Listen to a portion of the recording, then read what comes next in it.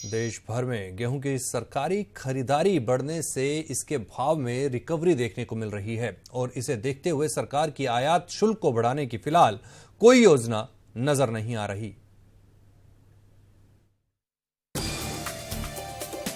देश में इस साल गेहूं का रिकॉर्ड उत्पादन की वजह से भाव घटने की जो आशंका थी वो अब कम हो चुकी है और भाव में रिकवरी आता देख सरकार भी फिलहाल गेहूं पर आयात शुल्क को बढ़ाने पर विचार नहीं कर रही।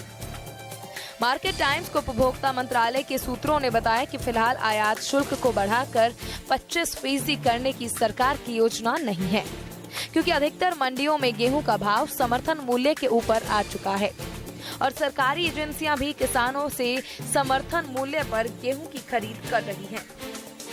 बाजार में इस तरह की खबरें चल रही हैं कि सरकार गेहूं के आयात को कम करने के लिए आयात शुल्क को बढ़ाकर 25% कर सकती है।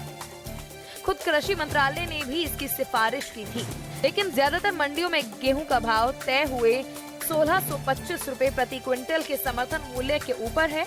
ऐसे में सरकार फिलहाल आयात शुल्क को बढ़ाने पर विचार नहीं कर रही।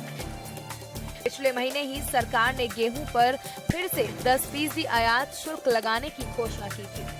पिछले साल देश में गेहूं उत्पादन कम था, जिस वजह से घरेलू जरूरत को पूरा करने के लिए आयात में भी जोरदार इजाफा हुआ था, लेकिन इस साल देश में गेहूं का रिकॉर्ड उत्पादन कम होने का अनुमान लगाया जा रहा है।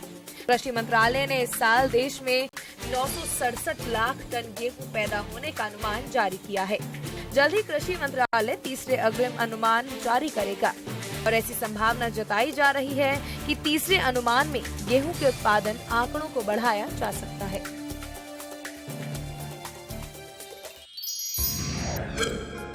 Market times TV mobile apps पर भी मौजूद है।